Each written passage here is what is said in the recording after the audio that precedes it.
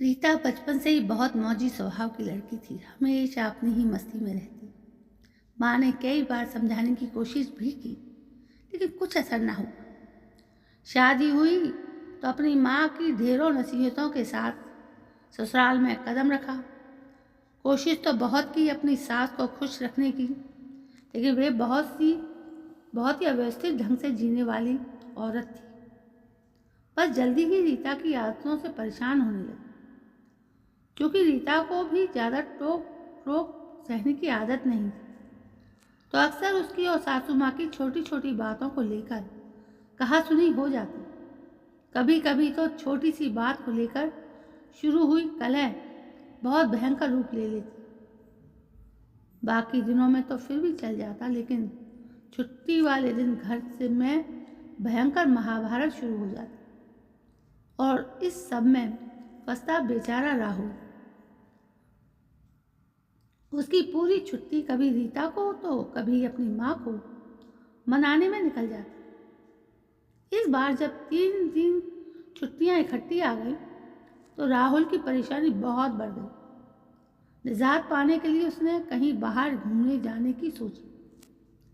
रीता की छोटी बहन, जो कि दिल्ली में ही रहती है, कई बार उन्हें अपने यहाँ आने के लिए कह चुकी थी। सो रीता ने उसी के यहाँ जाने का प्रोग्राम बनाया। उसकी सास नहीं थी, इसलिए रीता को हमेशा लगता था कि वो कितनी किस्मत वाली है। तय दिन रीता पति वो बच्चों के साथ दिल्ली बहन के यहाँ पहुंची। वहां जाकर उसने देखा हरदम खुश रहने वाली उसकी बहन बहुत परेशान, चेहरा भी मुरझाया हुआ है, घर भी अव्यवस्थित था। उसका बेटा सुहान भी कुछ बीमार चल रहा था। उससे बात की तो पता चला दफ्तर जाते समय वो सुहान को डे केयर सेंटर छोड़कर जाती है, जहाँ पर पूरी देखरेख के अभाव में वो जल्दी बीमार हो जाता है। इसके अलावा उसके खुद के लिए भी घर और दफ्तर के कामों से में सामंजस्य बिठाना बहुत मुश्किल हो रहा है। रीता से बोली, तू बहुत खुशकिस्मत है, तो तेरे पास घर में माँ जैसी सास है, वरना अकेले घर, नौकरी, बच्चे, ये सब संभालना बहुत ही मुश्किल है। अब तो रीता को समझ नहीं आ रहा था कि क्या कहे। मन ही मन सोचने लगी, मैं तो सुबह अपने समय पर तैयार होकर निकल जाती हूँ, पीछे से घर कैसे व्यवस्थित होता है मुझे कुछ पता नहीं है। बच्चे स्कूल से घर आकर खाते हैं, क्या खाते हैं, कब कपड़े बदलते हैं, क्या करते हैं, मुझे तो कुछ भी नहीं पता। ये सब कुछ तो सासू माँ ही करती हैं। कई बार शाम को घर आकर भी दफ्तर का काम लेकर बैठ जाऊं तो रात का खाना भी माँ जी खुद ही बना लेती हैं। आज रीता को सच में अपनी सासू माँ की अहमियत समझ में आ रही थी। इतना सब काम करने के बाद अगर उसे कोई गलती पर 2 बातें कह भी देती है तो इसमें बुरा ही क्या है। रीता को वो दिन याद आने लगे जब एक तरफ उसकी अपनी माँ उसे विदा करने की तैयारियों में लगी हुई थी, तो दूसरी तरफ सासू माँ बहू लाने की खुशी से फूली नहीं समा रही थी। अपने घर में पहला कदम रखते ही बड़े चाव से उसकी आरती उतारी, ढेरों रस्में निभाई। कितने दिनों तक चौका चूल्हा नहीं करने दिया। खुद चाहे 10 बातें बना लें, लेकिन उनके होते कोई दूसरा कुछ नहीं कह सकता।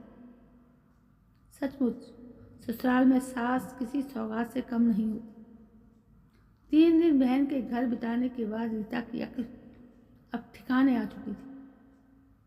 अब मन हो रहा था कि दौड़कर घर पहुंच जाए और अपनी सासू माँ के गले लग जाए और उन्हें गले लगाकर अपने किए की माफ़ी मांगे। ये बात सोले आना सच है कि जिस प्रकार माँ के बिना मायका अच्छा नहीं लगता, उसी प्रकार सास के बिना ससुराल भी नहीं अच्छी लगती। तो हर लड़की के लिए सास का होना ससुराल में एक सौगात की तरह है, इसलिए उसे निभाएं और जितना कोशिश कर सकें कि हम अपने व्यवहार में थोड़ा परिवर्तन लाएं। कुछ भी करते थे अपने शादी से पहले के दिनों में, लेकिन शादी के बाद हमारी जिम्मेदारियां बढ़ जाती हैं और यही छोटी छोटी बातें हमारे घर में लड़ाई का कारण बनती। तो दोस्तों, बताइए आपको ये छोटी सी कहानी कैसी लगी? क्या ये कहानी आप और हमारे लोगों के बीच की नहीं है? यदि कहानी पसंद आई हो तो प्लीज़ मेरे चैनल को सब्सक्राइब करना ना भूलें। कल मैं फिर हाजिर होती हूँ एक नई कहानी को लेकर। तब तक के लिए जय हिंद, वंदे मातरम।